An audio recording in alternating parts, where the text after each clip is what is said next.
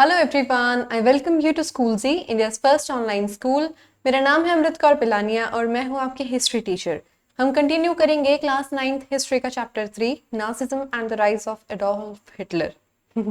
ठीक है, ये चैप्टर हम कंटिन्यू करेंगे। इसका जो टॉपिक हम आज स्टार्ट करेंगे वो है हिटलर। उसका जो पावर का राइज था उसको स्टडी करते हैं। Okay, The crisis in the economy, polity and society formed the background to Hitler's rise in power. देखिए कि जिस टाइम पे हिटलर के पावर में आने की बारी थी उस टाइम पे सोसाइटी क्रिपल्ड थी।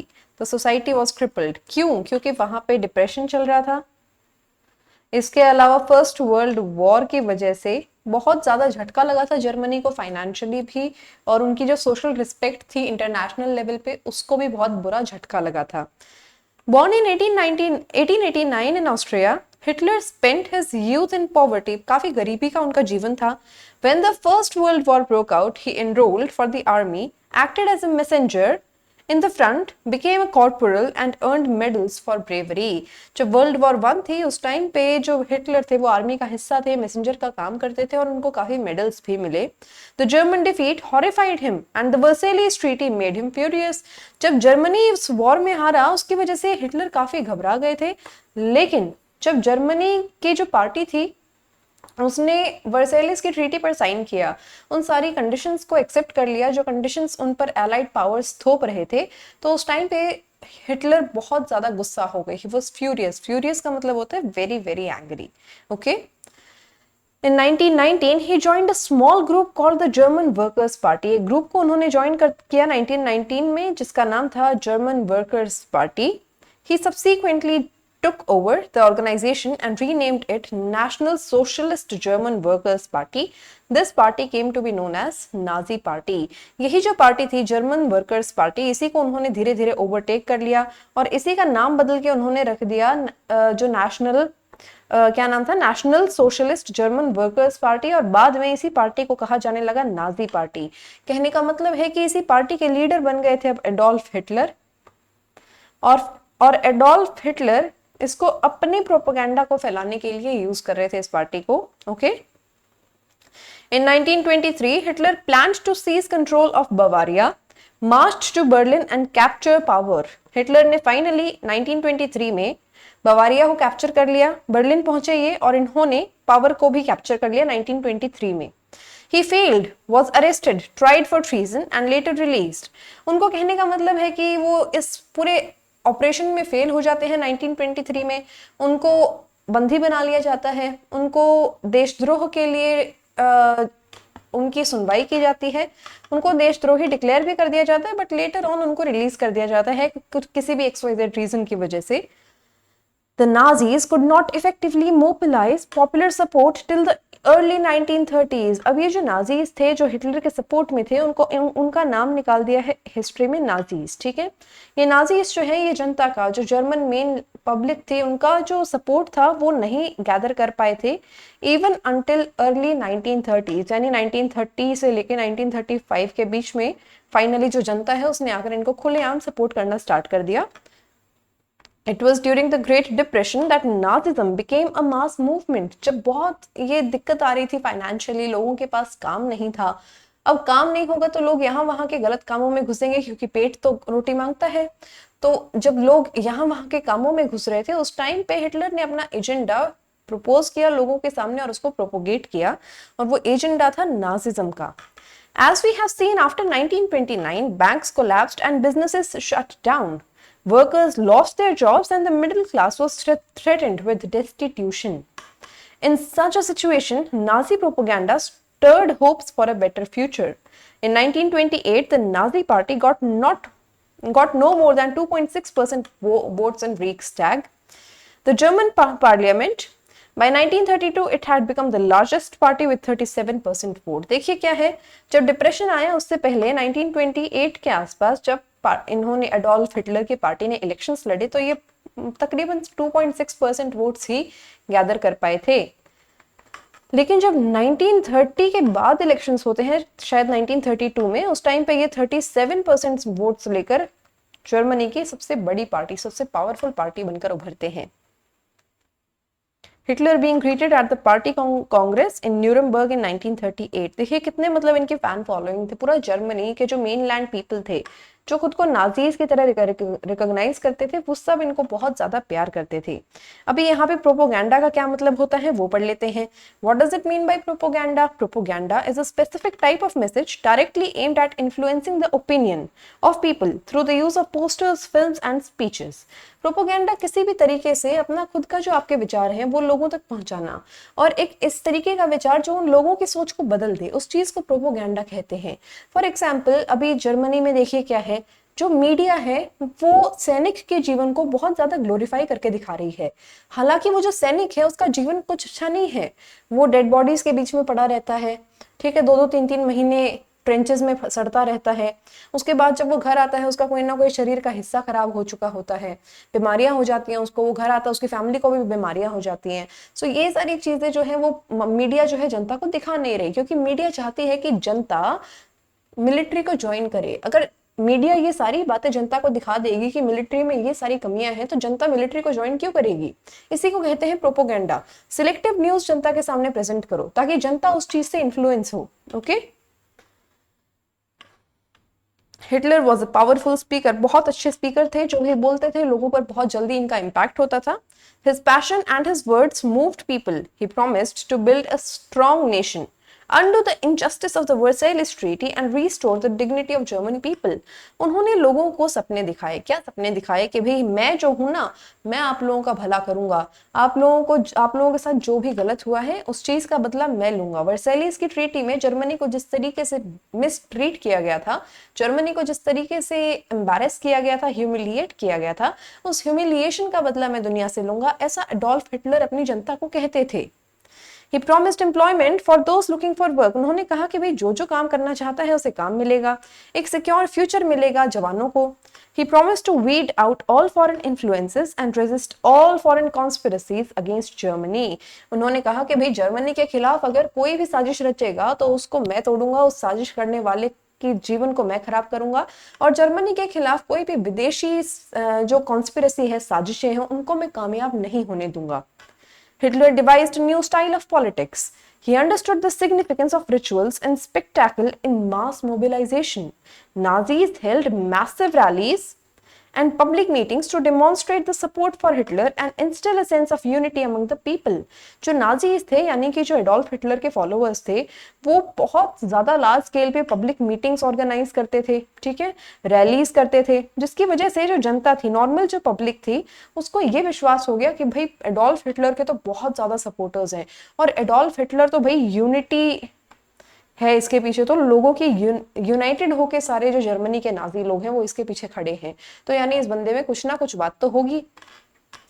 The red banners with the swastika, the Nazi salute and the ritualized rounds of applause after the speeches were a part of the spectacle of power।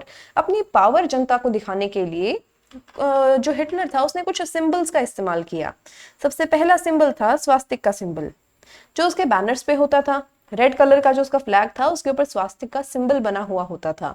इसके अलावा उसके नाम के नारे लगाए जाते थे, और जब भी वो स्पीच खत्म करता था तो बहुत देर तक तालियां बजती रहती थी। ये सारी चीजें जनता के मन में ये चीज बैठाने के लिए थी कि भाई एडोल्फ हिटलर बहुत ज्यादा लोगों के द्वारा चाहने वाला व्यक्ति है, बहुत ज्यादा मतलब लव्ड लीडर है जनता के द्वारा। जनता में ही कुछ लोग उसको सपोर्ट करते थे, जिसकी वजह से आसपास के लोगों को ऐसा लगता था कि अरे बाप रे बाप, एडोल्फ हिटलर के तो बहुत ज्यादा फॉलोअर्स हैं, एडोल्फ हिटलर तो बहुत महान इंसान है। Nazi propaganda skillfully projected Hitler as a messiah, a savior and someone who had arrived to deliver people from their distress। इसी प्रोपेगेंडा की वजह से लोगों को विश्वास हो गया कि हिटलर जो है वो दुनिया को या फिर जर्मनी के लोगों को दुख से छुटकारा दिलवाने आए हैं, उनके दुख का निर्वाह करने आए हैं। It is an image that captured the imagination of the people whose sense of dignity and pride had been shattered and who were living in a time of acute economic and political crisis। ये सब कुछ ऐसे एक time पे हो रहा था जब लोगों के मन में ना शंकाएं थी, अपने जीवन को लेकर शंका थी, पॉलिटिक्स को लेकर शंका थी, उनका जो इकोनॉमी था बहुत ज्यादा वीक चल रहा था, उनके पास खाने को ढंग से खाना नहीं था। तो ऐसे सिचुएशन में उनको जो हिटलर काम कर रहा था वो मसीहा लगा अपना। जैसे वो कहते हैं ना कि जो ईसा मसीह है वो लोगों का मसीहा बनकर आए थे। जो अपने हिंदुइज्म में जो भगवान होते हैं, कृष्ण भगवान है या फिर राम भगवान है, वो लोगों के मसीहा हैं, वो लोगों को सही रास्ता दिखाने आते हैं। ठीक है, इसी तरीके से जर्मनी के लोगों को लगने लगा था कि अडोल्फ हिटलर भी भगवान का मसीहा है, जो लोगों को सही रास्ता दिखाने आया है, लोगों के दुखों को हरने आया है, लोगों के दुखों को दूर करने आया है। The destruction of democracy. अब फाइनली क्या होगा, हिटलर इतना ज्यादा पावर में आ गया है कि वो डेमोक्रेसी को ही डिस्ट्रॉय कर देगा। डेमोक्रेसी के थ्रू ही वो पावर में आया है एंड डेमोक्रेसी को ही वो डिस्ट्रॉय कर देगा। On 30th January 1933, President Hindenburg offered the chancellorship, the highest position in the cabinet of ministers, to Hitler।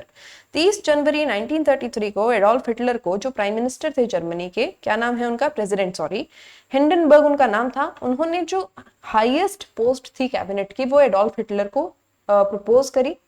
ठीक है, by now the Nazis had managed to rally the conservatives to their cause. Having acquired power, Hitler set out to dismantle the structures of democratic rule। अब Hitler इतनी power में आ गया था कि वो चाहता तो वो डेमोक्रेसी को एक दिन में खत्म कर सकता था, क्योंकि उसके पास प्रेसिडेंट के बाद सेकंड मोस्ट पावरफुल पोजीशन थी। और उसने किया भी यही, उसने अपने कारनामे शुरू कर दिए। Mysterious fire that broke out in the German parliament building in February facilitated his move। The fire decree of 28 February 1933 indefinitely suspended civic rights like freedom of speech, press and assembly that had been guaranteed by the Weimar Constitution। अब क्या है कि 28 फरवरी 1933 को जो वहां की parliament थी उसमें एक आग लग जाती है, जिसके बाद जो प्रेसिडेंट है वो एक सडनली इमरजेंसी डिक्लेयर कर देते हैं। उस इमरजेंसी के डिक्लेयर होने की वजह से आर्टिकल 48, मैंने आपको बताया था ना, जो वीमर कॉन्स्टिट्यूशन था उसके आर्टिकल 48 में क्या लिखा हुआ है, आर्टिकल 48 में लिखा हुआ है कि प्रेसिडेंट जब चाहे किसी भी तरीके की इमरजेंसी डिक्लेयर कर सकता है, लोगों के सिविल राइट्स को वो मतलब एक तरीके से फ्रीज कर सकता है, सस्पेंड कर सकता है। तो हुआ भी यही, जैसे ही यहाँ पे पार्लियामेंट में आग लगी, प्रेसिडेंट ने पता नहीं अनजाने में इमरजेंसी डिक्लेयर कर दी और उस इमरजेंसी का फायदा हुआ हिटलर को। तो then he turned on his arch enemies. उसने फिर क्या किया, हिटलर ने जैसे ही इमरजेंसी लागू हुई, उसने उसके जो सबसे बड़े दुश्मन उसे पॉलिटिक्स में लगते थे, जिनको हम कम्युनिस्ट कहते हैं, उनके अगेंस्ट जाना शुरू कर दिया। कम्युनिस्ट को पकड़ पकड़ के कॉन्सेंट्रेशन कैंप्स में डालना शुरू कर दिया। Most of whom were hurriedly packed off to the newly established concentration camps. एक ऐसे कैंप थे कॉन्सेंट्रेशन कैंप जहां पे जनता को ले जाकर बंद कर दिया जाता था टॉर्चर करने के लिए, या फिर कमरों में बंद करके रखते थे वहां पे कॉन्सेंट्रेशन कैंप्स में इनको, और उन कमरों में से फिर वेंटिलेशन की कोई जगह नहीं थी, यानी कि हवा पास होने का कोई रास्ता था नहीं।